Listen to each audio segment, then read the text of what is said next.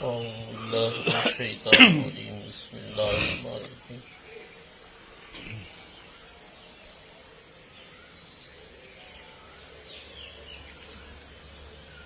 حضرت انس بن مالک رضی اللہ تعالیٰ عنہ، وہ انس بن مالک جنہوں نے کم و پیش 10 سال بارگاہ مصطفیٰ صلی اللہ تعالیٰ علیہ وسلم نے خدمت کی ہے،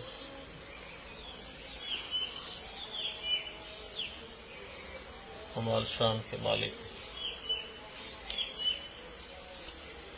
آپ فرماتے ہیں کہ رسول اللہ صلی اللہ علیہ وسلم نے ارشاد فرمایا، اللہ تعالیٰ قیامت کے دن زانی کا حشر اس طرح فرمائے گا کہ اس کی شرمگاہ جو ہے وہ اس کے منہ میں داخل کی جائے گی اور وہ نکلے گی اس کے کانوں اور اس کی آنکھوں سے۔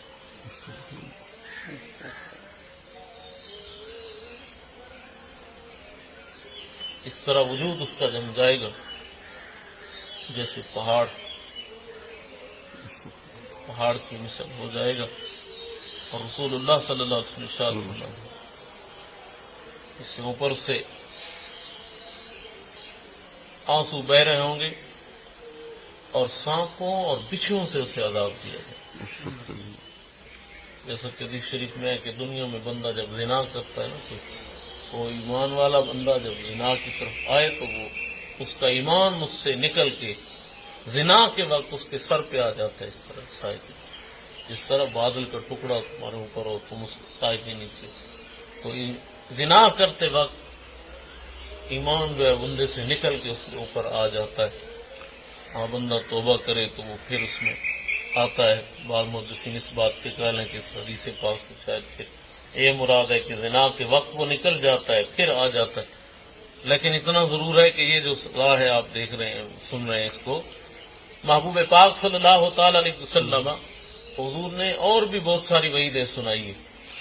تو آپ دیکھیں کہ دنیا میں وہ بندہ زنا کے وقت مومن نہ رہے اور پھر اس زنا کی نحوست سے اس کے جسم میں، اس کے رزق میں، اس کے گھر میں، اس کے سارے ماحول میں خرابیاں اور لعنتیں برس رہی ہوں، اور پھر مرتے وقت جو ہے وہ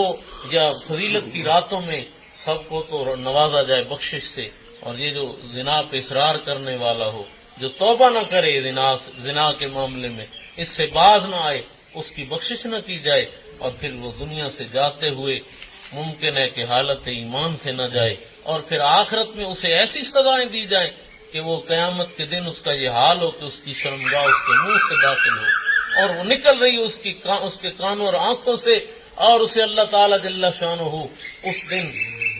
سانپوں اور بچھوؤں سے عذاب دے۔ تو اس لیے ضروری ہے کہ اس بات کا ڈر رکھتے ہوئے، اس قیامت کے اس منظر سے ڈرتے ہوئے ہمیں چاہیے کہ ہم توبہ کریں، کیونکہ زنا جو ہے وہ آنکھوں کا بھی زنا ہے۔ اللہ کے رسول صلی اللہ علیہ وسلم نے ارشاد فرمایا، آنکھوں کا زنا دیکھنا ہے، آنکھوں کا زنا بھی ہے، کانوں کا زنا بھی ہے، زبان کا زنا بھی ہے، آپ کے ہاتھوں اور پاؤں کا زنا بھی ہے، پھر اس کے بعد آخر میں زنا جو ہے وہ شرمگاہ سے زنا ہے، ورنہ زنا جو ہے یہ شروع تو آنکھوں سے ہوتا ہے۔ محبوب پاک صلی اللہ علیہ وسلم کی حدیث مبارکہ میں ان باتوں کا ذکر ہے کہ آنکھوں کا زنا دیکھنا ہے، حضور نے زبان کے زنا کا بھی ذکر فرمایا۔ تو کریم آقا صلی اللہ علیہ وسلم کے غلاموں، اس سے پہلے کہ وہ نوبت آ جائے کہ وہ شرمگاہ میدان محشر میں، دنیا میں دیکھو نا بندے کس طرح خود کو چھپاتے پھرتے ہیں، تھوڑی سی کوئی بات ہو تو کبھی اپنی ذات کے معاملے میں، کبھی اپنی برادری کے معاملے میں، تو کبھی اپنے دوست احباب کی عزت رکھتے ہوئے کوشش کرتے ہیں کہ یہ بات ظاہر نہ ہو، بھائی کسی کو پتہ نہ چلے، اور پھر بتائیں آپ کے میدان محشر ہو، وہ سارے اول سے آخر تک آدمی جمع ہوں، قیامت تک کے سارے آدمی جمع ہوں، اور وہ بندہ جو ہے اس حال میں کھڑا ہو کہ اس کی شرمگاہ اس کے منہ میں داخل کی جائے، اور وہ نکلے اس کے کانوں سے نکل رہی ہو، اور وہ اس حال میں کھڑا ہو کہ اسے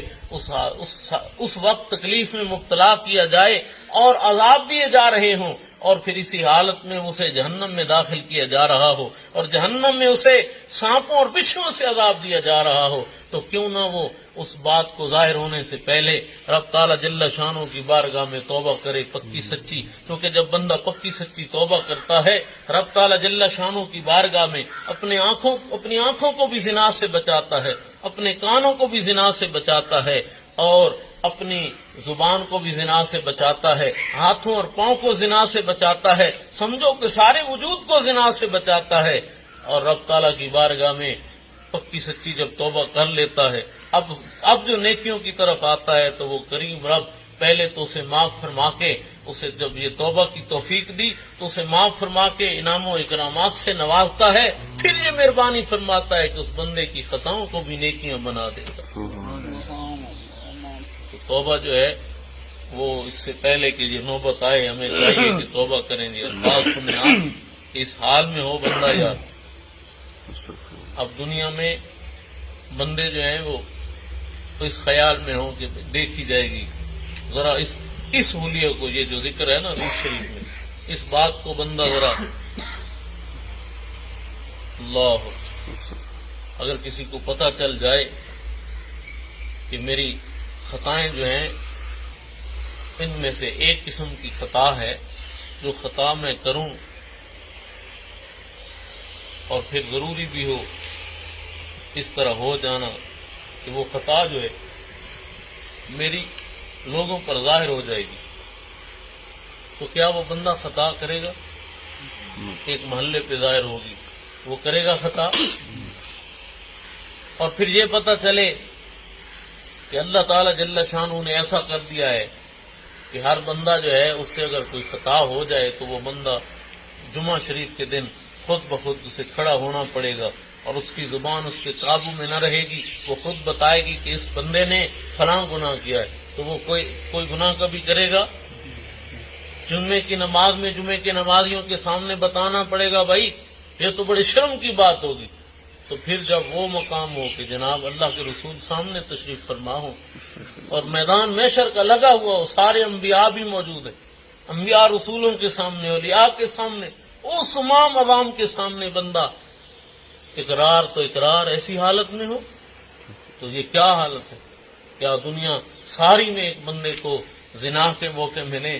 اور اسے یہ سمجھ آئے ایک طرف کہ اس کی حالت یہ ہوگی قیامت کے دن، تو کوئی بندہ کسی قیمت پر زنا والے راستے کو نہیں چنے گا، بلکہ اللہ کے رسول صلی اللہ علیہ وسلم نے ہمیں تو بتایا بھی اسی لیے ہے نا کہ تم اس سے بچ جاؤ، اس گندگی سے بچ جاؤ، اس سے بچو گے تو تبھی قیامت کے دن تم منہ دکھانے کے لائق بنو گے، ورنہ قیامت کے دن تو یہ حال ہوگا کہ یہ سزا یہ ہے زانی کی، یہ حشر ہے زانی کا۔ اللہ تعالیٰ جل شانہ اپنے محبوب کا صدقہ میں زندگی اسلام والی، موت ایمان والی نصیب فرمائے۔